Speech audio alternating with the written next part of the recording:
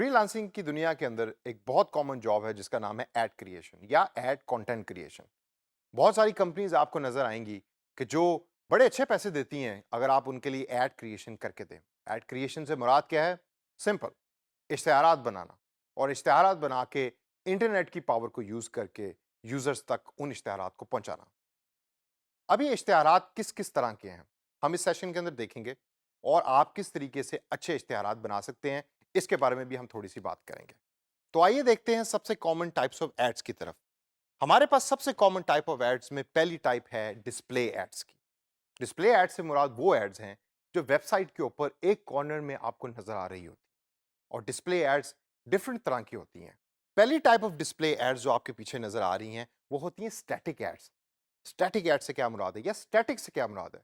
ये वो एड्स हैं या वो इश्तिहारात हैं कि जो एक पिक्चर की फॉर्म में आपको नजर आते हैं एक वेबसाइट के ऊपर। अगर वो आपको एडवर्टाइजमेंट या इश्तिहार पसंद आता है तो आप उसके ऊपर क्लिक करते हैं और वो आपको लैंडिंग पेज पे ले जाता है उस वेबसाइट के ऊपर जो उस कंपनी की होती है। उसके बाद हमारे पास दूसरी टाइप है टेक्स्ट एड्स की। ये टेक्स्ट एड्स जो है इसके अंदर पिक्चर्स नहीं होती, खाली टेक्स्ट होता है, यानी कि अल्फाज होते हैं। ये भी आपको अक्सर वेबसाइट्स के ऊपर ऊपर साइड पे ये नीचे नजर आ रही होती हैं।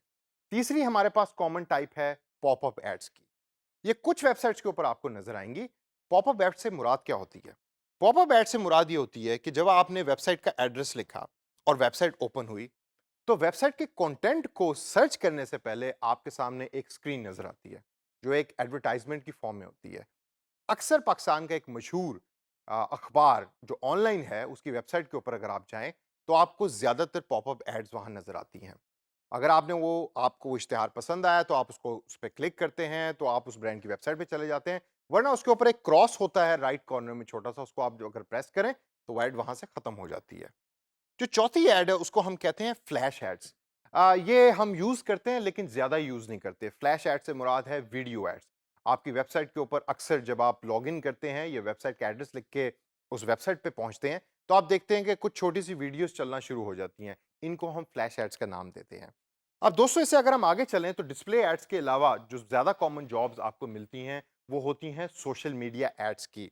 जिस तरह का नाम सजेस्ट करता है, सोशल मीडिया एड से मुराद है कि वो सारे के सारे सोशल मीडिया प्लेटफॉर्म कि जिनको आप यूज करके अपना पैगाम दूसरों तक पहुंचा सकते हैं, उसके ऊपर कंपनीज पैसे दे के आपको कहती हैं कि हमारे इश्तिहारात चलाओ। और अक्सर अगर हम फेसबुक की एग्जांपल लें तो आपकी न्यूज़ फीड के अंदर जिधर आपके दोस्तों की अपडेट्स आ रही होती हैं, साथ साथ आपको कंपनीज की भी अपडेट आ रही होती हैं। और इन एड्स को या इन इश्तिहारात को हम कहते हैं सोशल मीडिया एड्स। अब सोशल मीडिया एड्स से आगे अगर हम बात करें तो बड़ी कॉमन है search engine ads. Search engine ads क्या होती हैं इसके बारे में हम पहले भी बात कर चुके हैं। सर्च इंजन से मुराद है गूगल का। अगर हम नाम लें तो गूगल दुनिया का सबसे बड़ा सर्च इंजन है। तो वो सारी एडवर्टाइजमेंट्स जो गूगल के ऊपर अपीयर हो रही हैं, जब आप कोई लफ्ज लिखते हैं तो उनको कहते हैं हम सर्च इंजन एड्स, यानी कि गूगल के ऊपर अपीयर होने वाले इश्तिहारात जो ज्यादातर अगर हम देखें तो टेक्स्ट की फॉर्म के अंदर होते हैं। आपको सर्च की जो लिस्ट आ रही होती है उसके अंदर वो नजर आ रहे होते हैं। इसके बाद रीटारगेटिंग का एक कॉन्सेप्ट है जो एड्स की दुनिया के अंदर बड़ा पॉपुलर है। अक्सर आपको जॉब्स रीटारगेटिंग की भी मिलेंगी। थोड़ा सा टेक्निकल है लेकिन समझना यहाँ बहुत ज़रूरी है। रीटारगेटिंग उन एड्स को कहते हैं कि जब आप किसी कंपनी की किसी वेबसाइट पे जाते हैं तो वो कंपनी अपना पैगाम आपके कंप्यूटर के अंदर कुकीज़ की फॉर्म में सेव कर देती है।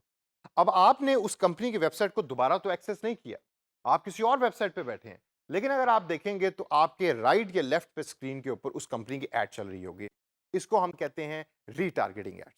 तो दोस्तों इन एड्स के अलावा और इन एड्स को पावरफुल बनाने के लिए मैं आपको 3 टिप्स देता हूं, और ये 3 टिप्स आपने जहन के अंदर रखनी है।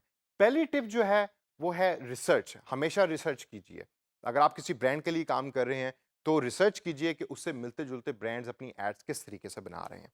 दूसरे नंबर पे है हमारे पास यूज वैरायटी, यानी कि आपकी जितनी एड्स हैं उसके अंदर कंटेंट क्रिएटिव होना चाहिए और वैरायटी होनी चाहिए।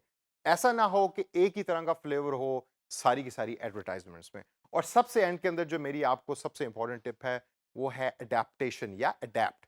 अडेप्ट करें सिचुएशन को, अडेप्ट करें। अगर 23 मार्च आ रहा है तो 23 मार्च को अडेप्ट करके अपनी एड्स बनाएं और कंटेंट कस्टमर्स तक, यूजर्स तक पहुंचाएं।